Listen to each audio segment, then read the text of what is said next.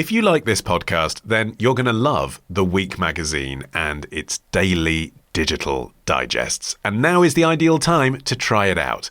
With analysis and opinion from across the political spectrum, stay informed this summer with The Week. Enjoy 6 weeks free, then save an extra 30% on a print and digital subscription when you enter the offer code SUMMER24 at theweek.com/offer. Start your free trial today at theweek.com/offer with the code SUMMER24. It's the week ending Friday the 28th of June, and this is The Week Unwrapped. In the past 7 days, we've seen the Conservative and Labour parties dropping election candidates who are being investigated by the Gambling Commission, Julian Assange arriving in Australia after leaving a US court a free man, and Emily Evis opening the gates of Worthy Farm for Glastonbury Festival. You can read all you need to know about everything that matters in The Week magazine, but we're here to bring you some stories that passed under the radar this week. Big news not making headlines right now, but with repercussions for all our lives. I'm Olly Mann, and let's unwrap the week.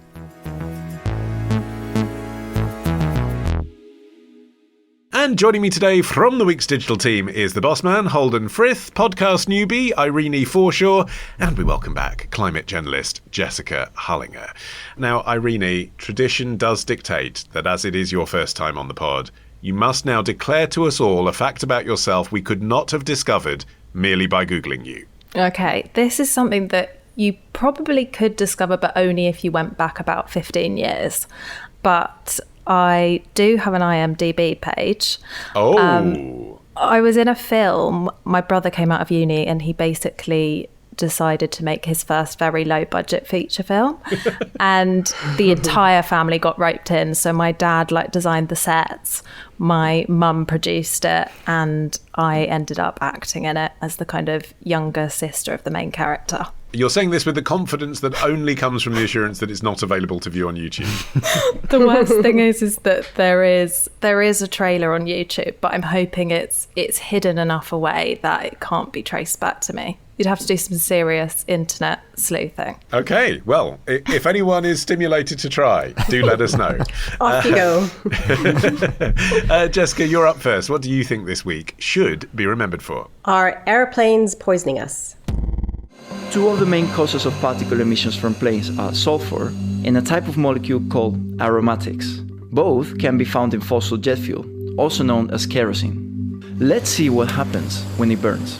So on this side we have conventional kerosene burning, and on the other side we have a SAF of a type HEFA burning in an identical burner. And as you can observe, there's more black smoke or soot particles coming out of the flame when you burn conventional kerosene as opposed to the SAF. A video from Transport and Environment's YouTube channel called Pollution from Airports Could Be Making You Ill. Jess, how so? So this week, the think tank Transport and Environment published this research that wanted to look at the health of people who live near major airports. And by near, I mean within about 8 miles of a very busy airport, give or take. And they found that the people who live there are really heavily exposed to this air pollution, known as ultrafine particles. They're produced when jet fuel is burned, and mostly when they're taking off and landing. So we know that ultrafine particles are really bad for their health. There's quite a lot of research that shows that they are bad for our health. That's because they're very, very, very small. They're about 1,000 times smaller than human hair, and they're able to sort of work their way into the tiny parts of our body, our lungs, but then also maybe our bloodstream and other organs. How bad are we talking? I mean, It does, everyone knows it's not good to breathe in fuel, but what happens? So they've been linked to a lot of health conditions, breathing problems, obviously high blood pressure, heart problems, diabetes, dementia, pregnancy problems. And so in this study in particular, it looked at what the scale of this damage was to people's health in Europe. And they concluded that air pollution from planes is likely responsible for something like 300,000 cases of high blood pressure, 330,000 cases of diabetes, and 18,000 cases of dementia. And this is quite alarming considering that some 52 million people in Europe live close to a major airport, and that's about 10% of that population. Yeah, it reminds me, Holden, a little bit of when we first heard about the particles that were caused in leaded petrol. back in the 80s and 90s. And thinking about it, that conversation was just about cars and bikes. I don't remember in the mainstream media a conversation about the fuel emissions from planes, but it's in the air. Yes, and it's a different kind of particle here. We're not talking about lead, but in terms of it being something that is emitted and has a direct effect on human health. We're not talking about climate change here. That is also an issue with aviation, but a separate one. Here we're talking about something that, hangs in the air and we breathe in, and it has this seemingly quite significant negative impact on us. The other way in which I think it's comparable to leaded fuel is that there is actually a solution to it, and it's a relatively low-cost solution in the grand scheme of things, and that the fuel that jets use can be cleaned. It's a sort of filtration process that takes out some of these particles before it's loaded into the plane, before it's burned. That does increase costs, but the cost that's been discussed is about an 8% increase in fuel costs. That would translate into about a 2 or 3% rise in the ticket price. So, we would be paying extra for it, but if these health effects are as concrete and as negative as this report suggests, it seems like a cost worth paying. But probably a cost, Irenie, that people aren't willing to pay unless governments get together and regulate. This isn't something that the airline industry is going to tell its customers, either we're going to swallow that extra 2 to 3% cost or we're going to pass it on to you. Yeah, I guess I was quite surprised to hear how there's a relatively easy fix to it. And I think it just kind of stems back to the fact that airlines won't really bother with things that are going to cost them money in the short term, and instead they're more keen to focus on kind of headline grabbing things like sustainable aviation fuel or kind of shouting about electric flying. Those are things that are actually a long way off, but it kind of lets them off the hook so that they don't have to think about like the concrete things that they could do now. I mean, Jess, you follow this stuff as a journalist, this is your beat, and the website that you forwarded us with this report published on it was one that I'd not seen before, and I looked around and it's not been reported in very many places. Now, I know that's the point of this show, but why? I mean, why is this not headline news? Because anyone living near a big city, London, Paris, Berlin, we all live near airports. This affects lots of people listening to this. Yeah, it's interesting, isn't it? Because this particular group that's put out this report has looked through their history, and they've been trying to raise awareness of the sort of non-climate angle of this story, right? Because like CO2 emissions from planes get so much headline coverage, and as it should. But I think that they're also trying to say, hey, that's not the only detrimental impact of our incredible obsession with air travel. And therefore, we want to raise awareness of the health effects. I mean, why does it not get more coverage? I don't know. I mean, I think like Irenie said, it's not as sort of headline grabbing as sustainable aviation fuel. Maybe people are just sort of like burnt out on bad news about how our travel is harming our planet and our bodies. I don't know. But yeah, it's complicated as well. It's complicated a little bit to explain to people. Yeah, but the basics aren't complicated, are they? I mean, forgive me if this is wrong. It seems to me that this report says if you're thinking of buying a house near Gatwick, you're more likely to get dementia. I mean, that's quite a simple thing to explain to people that they don't know. Yeah. Well, it's difficult though, isn't it? Because it's not necessarily always a choice that people can make. I mean, a lot of the people who do live near major airports are in lower income households, right? So like it will disproportionately affect a certain population. And that's not necessarily a choice that lots of people can make. So I suppose there's an element of like, okay, well, what am I going to do about this, right? There's nothing that as an individual you can choose to do necessarily to make this problem go away. Well, I guess behave accordingly and live further away from airports is my point, Holden, if you can afford to do so. And this is the moment, I mean, whenever we discuss airline stories, this is where I out you as a pilot. You're a hobbyist pilot.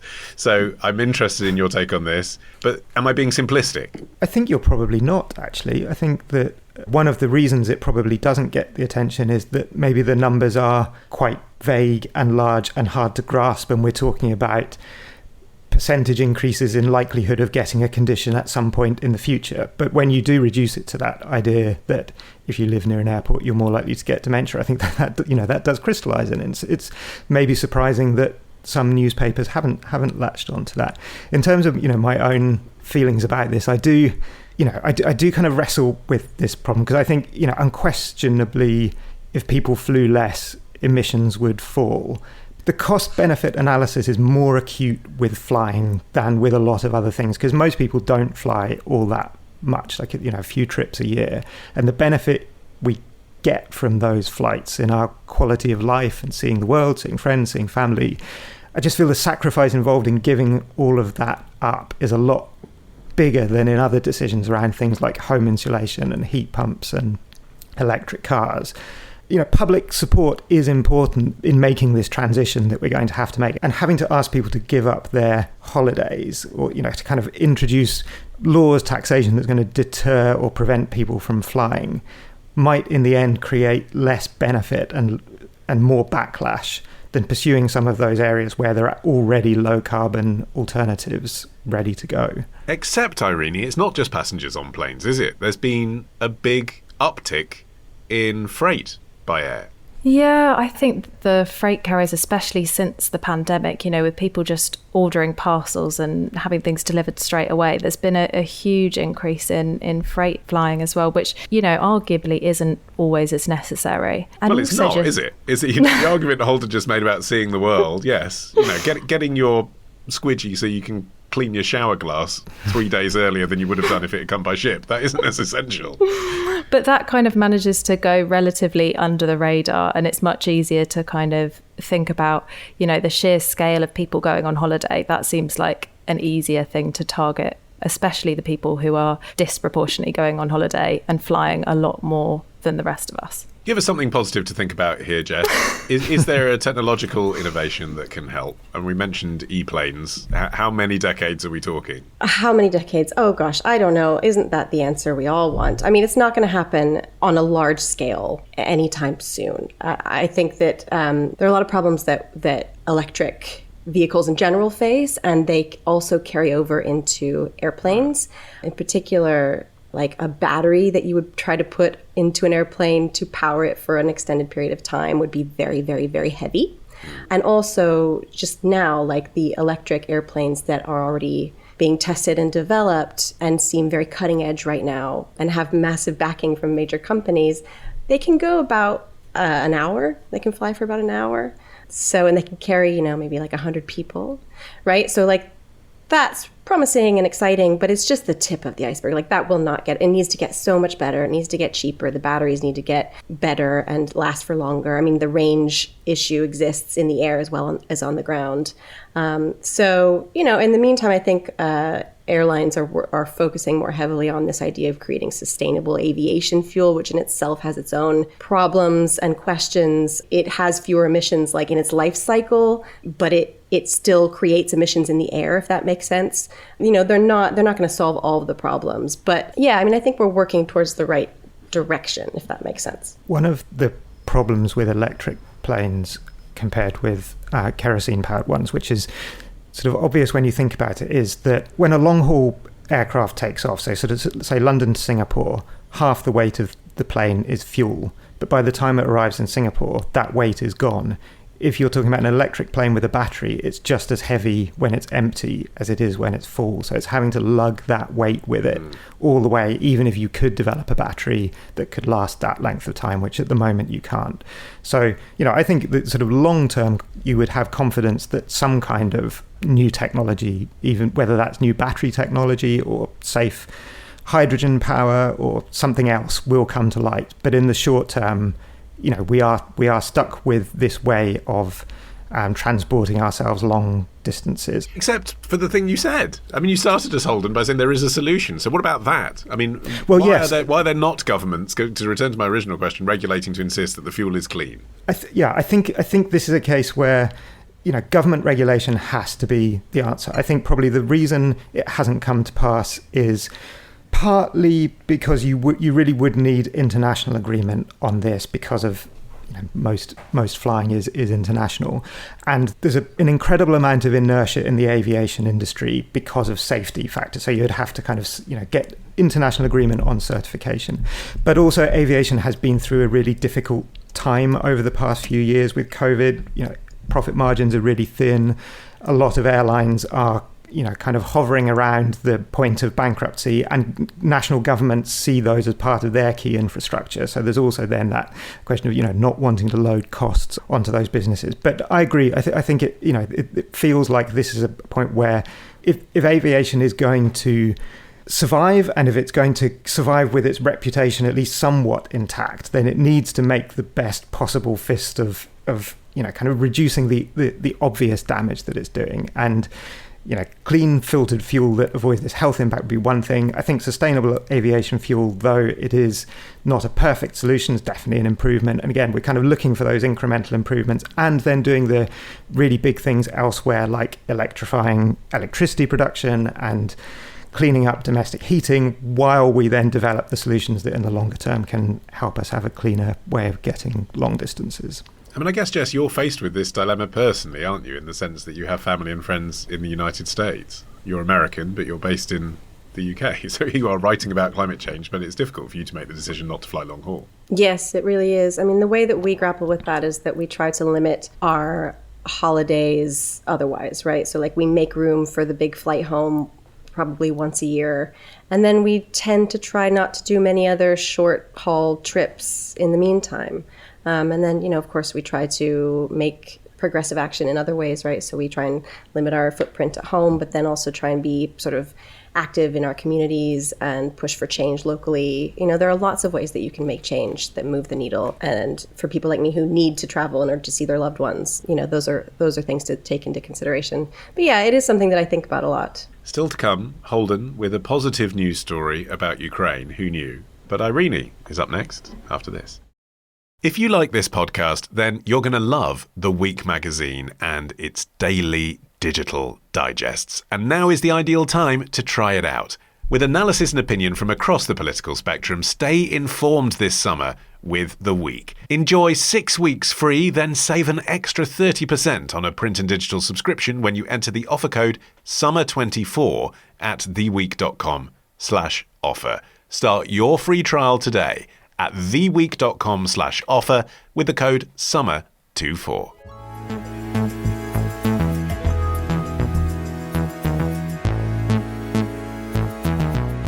Okay, Irenie, it's your turn. What do you think this week should be remembered for? Has the time come for Airbnb to pack its bags? Everyone keeps talking about Barcelona. It's easily one of the trendiest destinations on the planet, and I'm starting to see why. It's a place where you can go from coastal living to mountains in just minutes. It's a place where you can explore charming European alleys by day, catch a live concert by night, and the city will never sleep if you keep up with it. If you want to know how to travel Barcelona, let me show you what's layered between these perfectly shaped grids. I can definitely say I understand the hype. Amazing shot there of Barcelona from the sky, and it is in perfect grids, which I didn't know for an old city. It's kind of fascinating. Anyway, how to travel Barcelona is the video posted by YouTuber Lost LeBlanc on Monday. Irenie, why? What's the story? So this week, the mayor of Barcelona has announced plans to ban short-term holiday lets in the city by 2028. And the idea is basically to try and make things a bit fairer for the people that are being priced out of buying houses and renting in Barcelona. And it's really significant because Spain is the most visited country in the world after France. And Barcelona had 10 million visitors last year, but tourism is basically getting out of control there.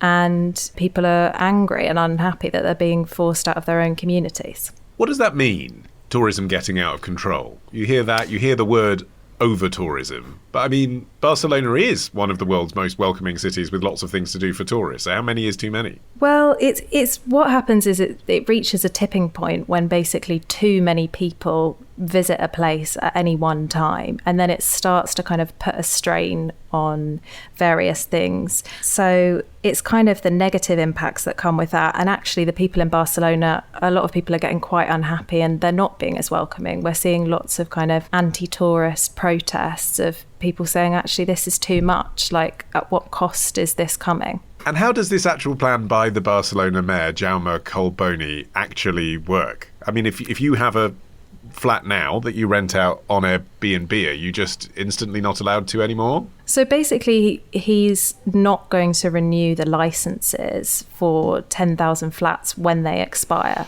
So the idea is that by 2028, they'll be completely banned. And I mean, it's a good thing for the hotels because it means people will move back to probably booking hotels because they won't be able to go and stay in Airbnbs. Yeah, not a good thing for the owners of the flats, Holden, though. I mean, I appreciate that this isn't being done for them. This is being done for people who can't get on the housing ladder. But at the same time, if you've just invested in an apartment on the basis that you could rent it out as a holiday let, 4 years warning before you're not allowed to do it anymore doesn't feel like the sort of thing a Western democratic country does. No, and the mayor in question is a member of the Socialist Party, so that perhaps explains part of his thinking. And I suppose he would say that this is the desired outcome, that people who've invested in property for profit are going to lose a bit of money, and that property is going to be returned to the housing stock. And it's a bit more punitive than it might be, isn't it? I mean, I suppose that's what I'm getting at. It's one thing to say from that date you won't be able to get a lease anymore, but if you've just invested in it, it's harsh. It is, and I suppose, I started usually when I'm researching topics to talk about in the podcast, I end up feeling more sympathetic to whoever I'm reading about. But actually, in this case, I went slightly in the other direction, and I started off basically on the side of people who feel they're being priced out by tourists. But I think where I landed is this feels like holiday rentals are actually kind of small part of a much bigger problem, which is a lack of house building, which exists across Europe and in many other places too. And turning that anger against tourists is actually in some ways it's a little bit like the anti-immigrant feeling that's also kind of prevalent across Europe. Like it's a way of shifting the blame onto outsiders rather than a genuine attempt to solve this problem, because there are only 10,000 private holiday rentals in Barcelona, and although that's sounds like a big number, there's 800,000 homes in Barcelona. So trickling those 10,000 extra flats into the housing stock over the course of 4 years, I don't think is really going to make that much of an impact on the kind of core problem here. It's interesting thinking about that, because if you look to places like New York, where they banned short-term Airbnb rentals last year, and it's only just happened, so it's still quite a relatively new rule. But their argument was similar. It was like it's driving up prices for rentals, and it's limiting housing, and New York already faces a huge problem with affordable housing. But in the time since the ban has come into place, there has been no uptick in affordable rentals for locals. What has happened is that Airbnb has basically gone wild in surrounding areas. So like New Jersey has seen loads of short-term Airbnb rentals, and they're getting all of that money there. And also hotel prices in New York City have gone way up. So you have to wonder what the net positive has really been there. Well, I suppose on that, Irenie, you mentioned that as well, this being good for hotels. I suppose it's whether you see hotels as part of the local industry because they employ locals who go and work in the kitchens and making the beds and on reception and whatever, or whether you see the vast majority of hotels as part of international corporates anyway. So all you're doing is taking money away from one, Airbnb, and handing it to another, Hilton, Marriott. I think it's also, though, like in the UK, it's also quite a big problem with places like Whitstable and Cornwall and Devon. And there might be a chance for people who have been running small B&Bs for years to kind of have more people coming back to them. So I think there is a sense in which it could be quite a positive thing as well. Have you ever been in that situation where you go to an Airbnb and just feel a bit guilty that you are there? I don't know if you can identify quite what I mean, but it's that thing where you go into like a block of flats and you think, God, there's actually people who live here, and here am I traipsing my big heavy suitcase up the stairs, making a load of noise. My kids are playing with someone else's toy outside their front door, and it's a bit like, I don't know, if you're a resident of that block of flats, you didn't choose to live in a hotel. Yeah, and it feels like it kind of hollows it out when I went to go and stay in an Airbnb recently, and it was almost every flat was, people staying and quite like rowdy tourists. So you can see that, yeah, it's not always great for the actual people that are living there. I think that's part of it as well, is that there's this pushback against this sort of like behavior of specific tourists in specific countries, that maybe get a little bit too drunk or don't respect the local environment or the local people, or, are just, I think there was one quote that described it as like not desirable tourists. And that came from some official in Bali, where they have a tourist tax where I think you have to pay, I think it's like £10 or $10, the equivalent of that to get in as a tourist. And that was imposed this year in order to encourage people to basically think, and there was a whole campaign encouraging tourists to think more carefully about being conscientious when they visit, being good tourists. But now they're thinking about raising it again and putting it up to like $50, £50, because it hasn't quite worked. And you have to wonder what their goal was, because from what I can tell, they're trying to bring in these, quote, desirable tourists, right? People who are going to be kind to the environment and quiet, and but if that means that they have to have a lot of money, you're cutting a place off to people who don't have a whole lot of money. And if you're associating those two things, that you have to have a certain amount of money in order to enter, and that therefore you are desirable, that's really uncomfortable, and it raises some awkward questions. But yeah, I think there is this sort of like backlash against, as Irenie said, rowdy tourists. Yeah, I suppose as well, Spain being such a classic kind of package holiday destination, Holden, it takes us back to our previous conversation, doesn't it? On the one hand, is air travel going to be something that only richer people can afford to do? But then also, when you go to these great cities of Europe, are you only going to be able to go if you can afford £400 a night? Yeah, and that, as with the last story as well, there's an economic payoff for the destination as well as for the traveller. And I think that, maybe this is in some ways most acute in cities, but it applies to sort of great wildlife destinations, or so somewhere like the Maldives is a perfect example, where you've got a relatively small amount of space, you're right on the front line of climate change, and yet your economy is totally dependent on having that influx of long haul well-off tourists to pay the way. And I think the Maldives is one of those places that does have quite high tourism taxes, and I think they've actually set a kind of minimum daily tariff to keep that exclusive clientele, so that they feel they're extracting the kind of maximum benefit from the space they have and the destinations they have. But I think for cities, it's a difficult payoff. I think if Barcelona, Venice, if they didn't have any tourists coming in, their economies would really substantially suffer. And, some of that infrastructure that the local residents are enjoying are also being paid for by tourists. So it's one of those cases where it may well feel like cities were better off during COVID, when it was local residents only, and maybe people got used to having that kind of space. But that would have long-term consequences too if the tourists hadn't come back. And in a sense, these consequences are sort of obvious once you disrupt a technology, which is what Airbnb does. It's the same with Uber, isn't it, Irenie? If you come up with the idea of anyone can let out their property to tourists and charge what they want, and they can book it online and they can stay for a day, of course this would happen. So it seems like an obvious consequence of that business model. Yeah, and it feels like we do need some sort of regulations and something that goes a bit beyond the kind of even what's being spoken about now. So we had as well in the UK earlier this year,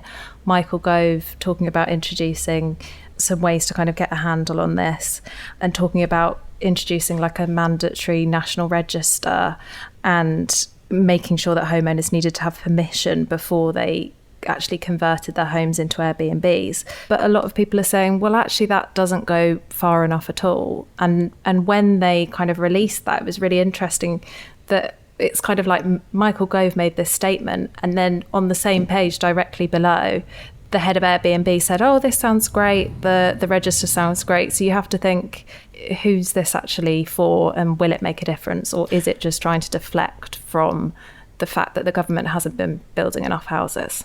And all of these regulations can have unintended consequences too. And I think one of the reasons that Barcelona has had such a rise in the number of Airbnbs was that a few years ago it banned the opening of new hotels. So that created a shortage of residential space. So, now the new mayor is saying that as he introduces this ban on Airbnbs, he'll actually relax the ban on hotels to try and, kind of mop up some of that demand. So, I wouldn't be too surprised in a few years' time we're not back here talking about a new ban on hotels, and actually people would prefer to have, residents spread out throughout the city in local neighbourhoods, spending their money in local cafes and restaurants and supermarkets instead of into the coffers of Hilton and Marriott. Yeah, well, actually, if you are going to go to Barcelona this summer and you don't want to go to the centre of town, I would recommend Sitges, on the recommendation of producer Sophie, formerly of This Parish. Went last summer.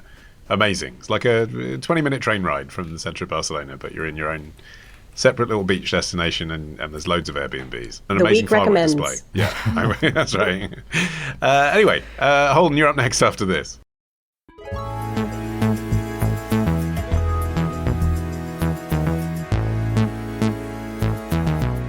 Okay, Holden, you're finishing the show. What do you think this week should be remembered for? War, what is it good for?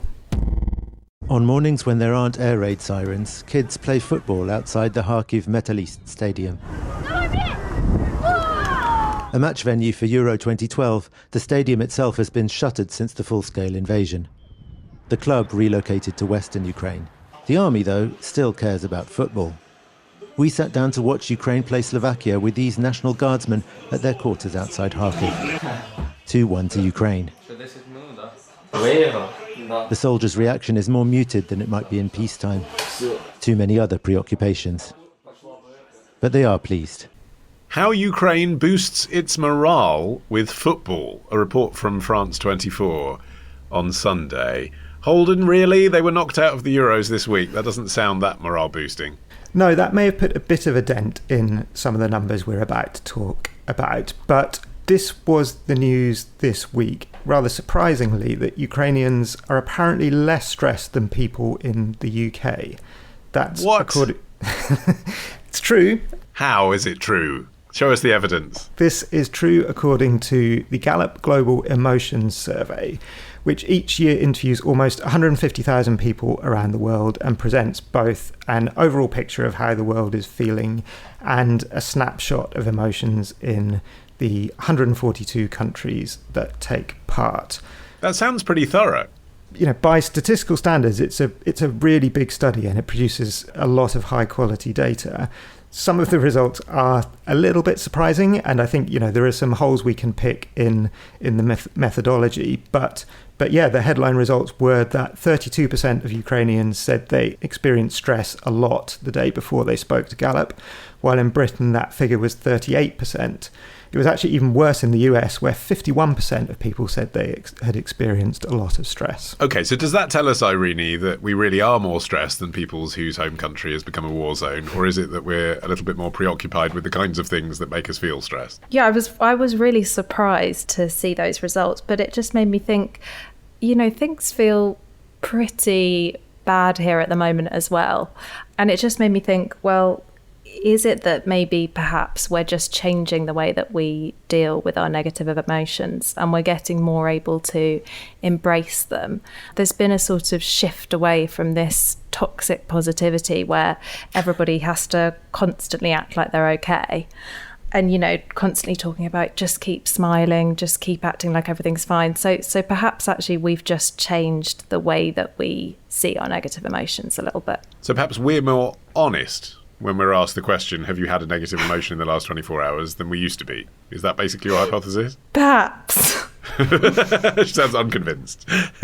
What do you think, Jess? I mean, were you surprised as well? I suppose at the initial top line, I would be surprised. But then I think just pondering it a bit more, I think that from my perspective, the more likely conclusion here is that happiness is relative and depends on your personal experiences, and that possibly living in a war zone, your tolerance for unhappy experiences is higher, and you can see goodness in things and get more enjoyment and happiness out of things that maybe people in peaceful areas would not. Yeah, it's interesting that, because I noticed that one of the countries they survey is Israel, which has had a understandably massive surge in stress from when they conducted the same survey last year.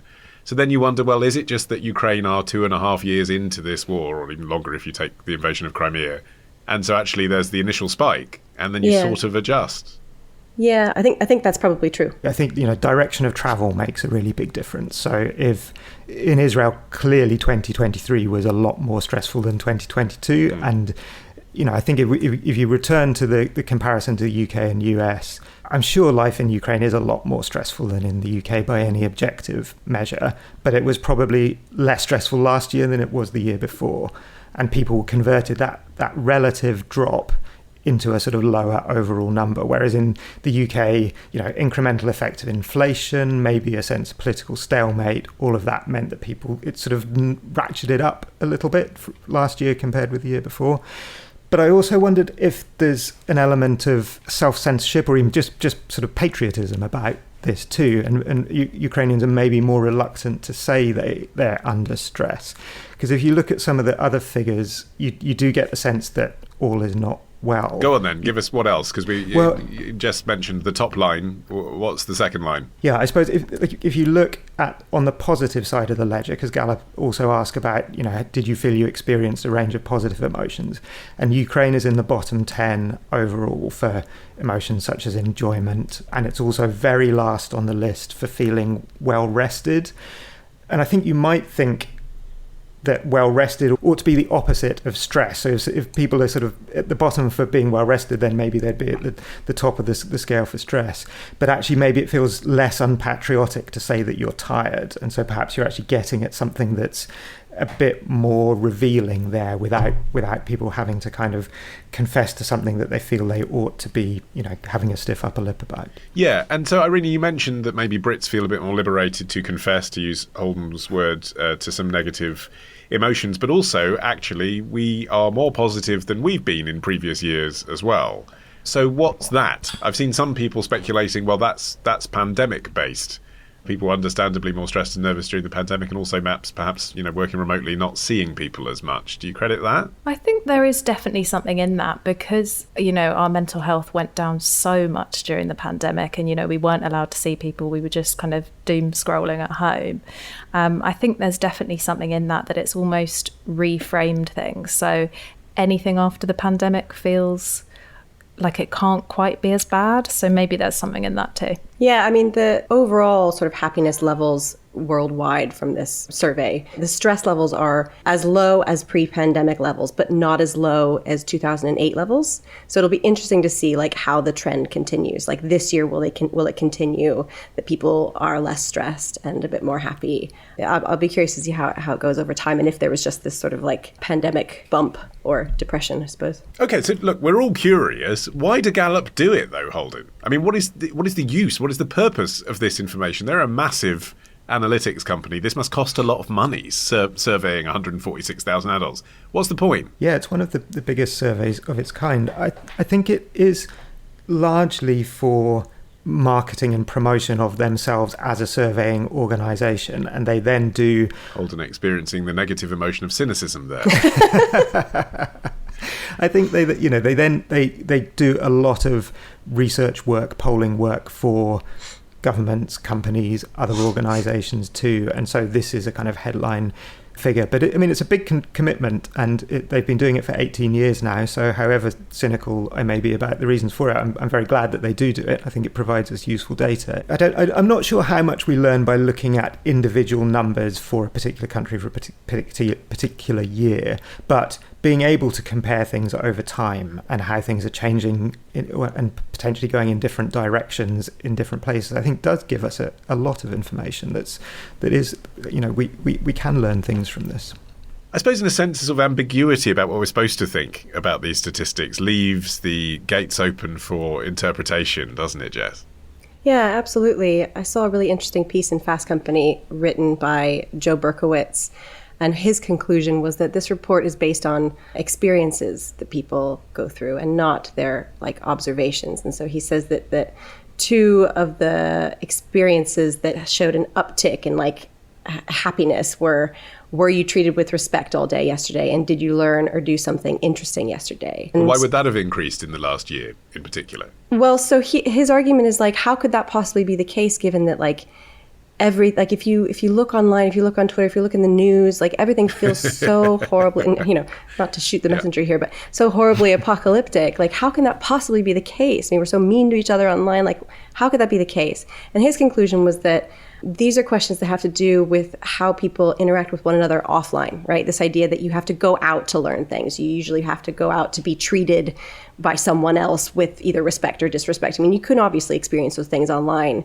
But his idea was that people are getting this boost of happiness and this lowering of stress by by going out and engaging with the world, and that actually the world itself in person looks very different than it does online on a TV screen on your phone, which is an interesting and uplifting and optimistic idea and makes me want to go outside. Well, that seems like the right note to end it. I suppose I should just ask you, since we started recording the podcast 45 minutes ago, what's the emotion you felt most intensely, Holden? I'd say stress gradually turning to relief. Jess? Hunger. Irene? We are recording an hour later than usual. So. Irene? Yeah, rather doomed, really. Yeah. Yeah. Or embarrassment. We have just found your trailer online. We're all watching it now. In the meantime, I've been feeling nothing but gratitude. My thanks to Holden, Irene and Jessica. You can follow this show for free. You can get every episode as soon as it's released by searching for The Week Unwrapped wherever you get your podcasts and tapping follow. You can also get 6 free issues of The Week magazine with a trial subscription when you go to theweek.com/subscriptions. In the meantime, I've been Olly Mann. Our music is by Tom Morby, the producer Ollie Peart at Rethink Audio. And until we meet again to unwrap next week, bye-bye.